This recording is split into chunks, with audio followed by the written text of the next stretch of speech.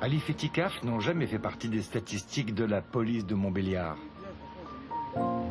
Ils n'ont pas été mis en cause lors des opérations de police lancées régulièrement dans les cités. Quelle est d'ailleurs la véritable utilité de ces opérations? Arrêter le trafic de drogue? On sait bien qu'il reprend dès que la police a quitté les lieux. Les policiers avaient une double injonction, hein. Il fallait d'un côté que la délinquance baisse et il fallait que leur élucidation augmente. Bon. Comment est-ce qu'on fait pour augmenter l'élucidation? Dans la fameuse nomenclature des statistiques de police, quand on regarde à la colonne élucidation, on s'aperçoit qu'il y en a certaines, c'est 100%. Ah, ça c'est très intéressant. Et une des principales 100%, c'est effectivement usage de drogue. Pourquoi c'est 100%? Pourquoi? Mais parce que l'infraction est élucidée en même temps qu'elle est constatée.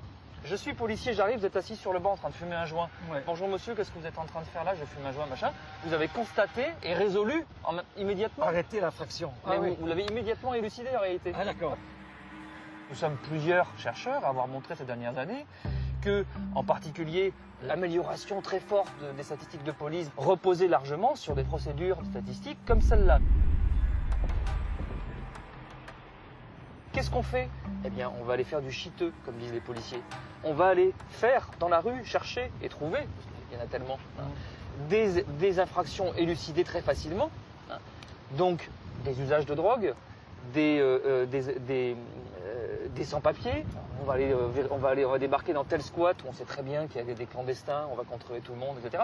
On va élucider 100% et hop, on va faire remonter comme ça le taux global d'élucidation pour être conforme aux objectifs fixés par le ministère. Ça sert à rien, quoi. Ah bah ça sert strictement à rien. Ça sert à rien et en fait on s'aperçoit que ça va toucher, en tout cas pour les sans-papiers, que des étrangers sur les sans-papiers. 100% d'étrangers.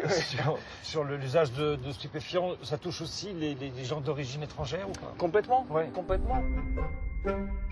Je comprends enfin pourquoi les immigrés remplissent majoritairement certaines prisons.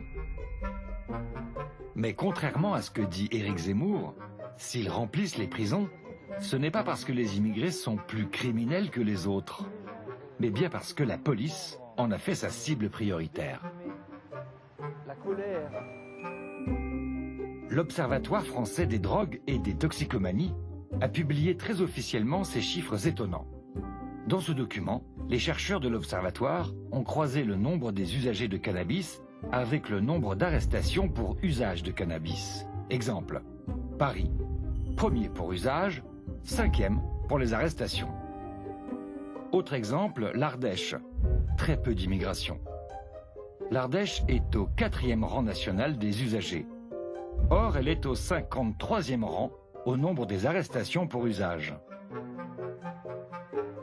Voyons la Seine-Saint-Denis, le département de France avec le plus grand nombre d'immigrés et, ô surprise, au 42e rang national des usagers, chiffre officiel. Mais là, incroyable. La Seine-Saint-Denis est numéro 1 au nombre d'arrestations pour usage de cannabis.